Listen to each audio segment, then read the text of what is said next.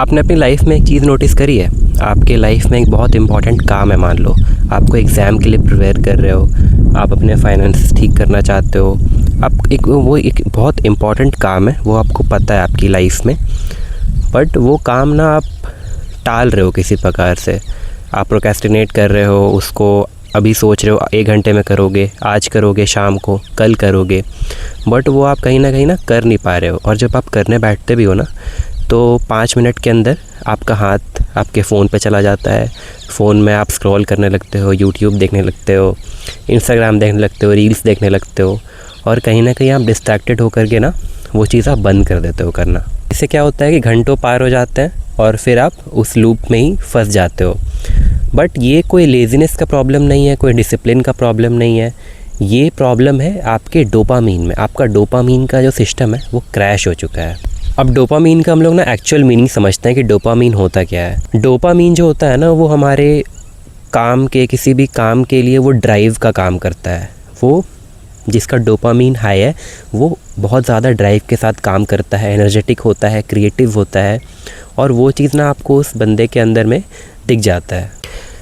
अब प्रॉब्लम कहाँ आ रही है हम लोग वो समझते हैं, ठीक है। तो हमारे ब्रेन के अंदर में ना एक बेस लाइन होता है डोपामीन का, और जब भी कुछ अच्छा होता है, कुछ नेचुरल अच्छा होता है, जैसे मान लो आपके रिज़ल्ट्स अच्छे आ गए, आप जो चाह रहे थे, जैसे मान लो आपने ड्राइविंग करा, आपने स्विमिंग करा, या फिर कुछ भी ऐसे एक्साइटिंग आपने एक्टिविटी करी जो कि नेचुरल थी, तो आपका डोपामीन स्पाइक करके ऊपर गया, और थोड़ी देर के बाद वो नेचुरली नीचे आ गया, जिससे कि आपको अच्छा फील आया, आप मोटिवेटेड फील करे, आपको फील गुड अच्छा आया इसकी वजह से। अब जिसका डोपामीन अच्छा है ना, उसको नेचुरल मोटिवेशन आता है, उसकी फोकस बहुत ज़्यादा अच्छा होता है काम की तरफ में, क्रिएटिविटी बहुत ज़्यादा अच्छी होती है, लाइफ में वो सेटिस्फाइड होता है, और काम को लेकर के ना उसका जो ड्राइव होता है वो बहुत ज़्यादा अच्छा होता है। तो अब जिसका हाई बेस लाइन रहता है डोपामीन का, तो वो बहुत ज़्यादा फोकस्ड होता है, एनर्जेटिक होता है, अपने काम को लेके सीरियस होता है, ड्राइव भी अच्छा रहता है, और मोटिवेटेड भी रहता है उस काम को करने के लिए। बट अब जिसका ये वाला स्पाइक अनहेल्दी है, उसका बेस लाइन अच्छा नहीं है डोपामीन का, तो उसको ब्रेन फॉग आता है, वो प्रोक्रेस्टिनेट करता है चीज़ों को, मोटिवेशन नहीं रहता है, और सब कुछ हार्ड लगता है, कि कोई भी मोटिवेशन ही नहीं रहता है काम करने का। अब ये डोपामीन का स्पाइक और ड्रॉप को हम लोग समझते हैं, ठीक है। तो अब इसमें हेल्दी ड्रॉप और स्पाइक क्या होता है। अब वही हेल्दी स्पाइक वही है कि आपने जैसे मान लो रनिंग करा, आपने जिम करा, तो उसके बाद आपका डोपामीन ऑटोमेटिकली स्पाइक करा, और वो थोड़ी देर बाद नीचे आ गया। ये ऑटोमेटिकली हुआ, और आपके बेस लाइन पर ही वो आ गया, ना ज़्यादा ऊपर गया ना ज़्यादा नीचे गया, और वो एक उसी एवरेज में मेंटेन करता रहा। तो आपकी बॉडी को अच्छा फील भी आया, आप मोटिवेटेड भी रहे, एंड बढ़िया रहा। बट एक फ़ेक डोपामीन का अब हम लोग बात समझते हैं कि वो ड्रॉप किस तरीके से करता है, और हमारी डोपामीन बेस लाइन को अफेक्ट करता है। अब यहाँ पे जो फेक डोपामीन हम लोग यूज़ करते हैं, जैसे कि आप सोशल मीडिया स्क्रॉल कर रहे हो, आप यूट्यूब देख रहे हो, आप जंक फूड खा रहे हो, आप एक्सेसिव शुगर ले रहे हो, वीडियो गेम्स खेल रहे हो, तो इसमें क्या होता है ना, ये एक सुपर नेचुरल स्पाइक होता है। ये बहुत ज़्यादा स्पाइक करता है बहुत कम टाइम में, और जब वो नीचे आता है तो बहुत तेज़ी से नीचे आता है, और आपका जो बेस लाइन है डोपामीन का, उसको भी ब्रेक करते हुए वो नीचे चला जाता है, और इससे ही हमारे में डोपामीन डेफिसिट होता है। तो ये जो फेक डोपामीन है ना, ये हमारे ब्रेन को बहुत ज़्यादा स्पाइक देता है तुरंत से, और उतना ही ज़्यादा ड्रॉप भी आता है उसमें जल्दी से।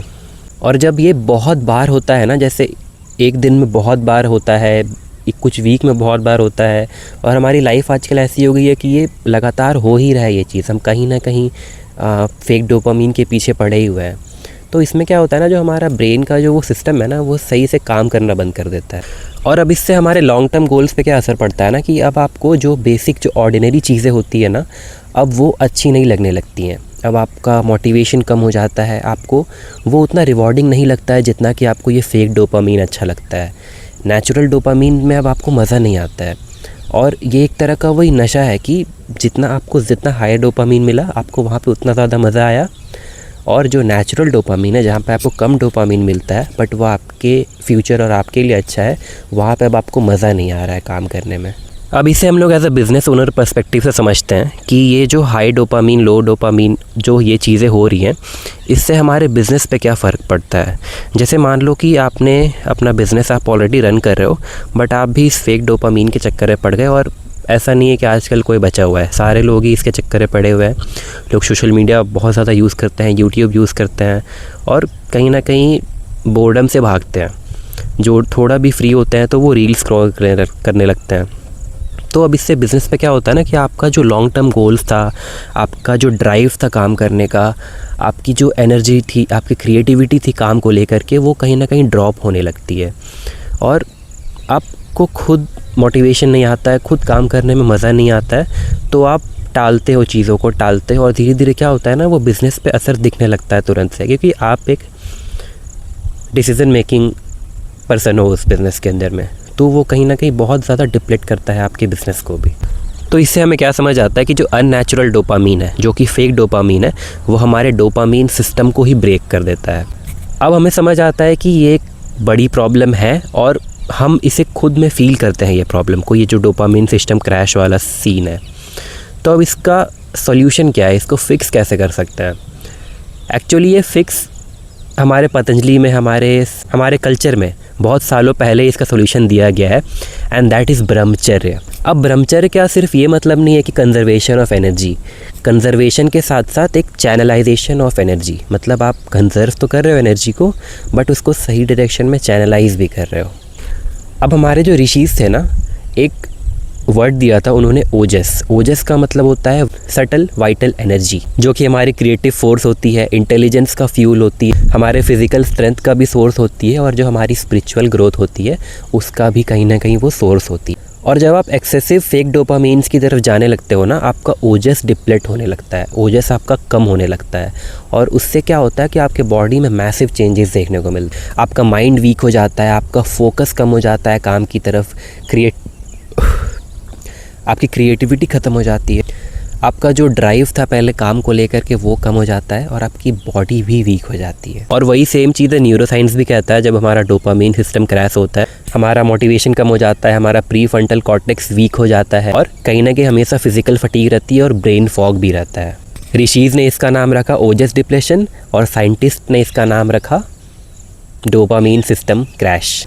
तो ये जो डोपामीन सिस्टम क्रैश हुआ है, इसको हम लोग किस तरीके से रीसेट कर सकते हैं और अपनी लाइफ को बेटर बना सकते हैं, अपने ओजस को और ज़्यादा बेहतर और स्ट्रॉन्ग बना सकते हैं। के लिए one of the best thing is doing dopamine fasting.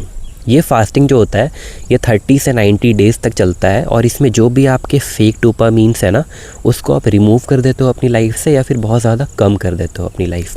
अब जिसमें क्या क्या, आपका फ़ोन का स्क्रीन, आपका सोशल मीडिया, आपका माइंडलेस स्क्रॉल करना, डूम स्क्रॉल करना, यूट्यूब पे रैंडमली स्क्रॉल करते करते कोई भी रैंडम वीडियोस देख लेना रात को, एक्सेसिव जंक फूड और शुगर से दूर रहना, and most important thing porn से दूर रहना।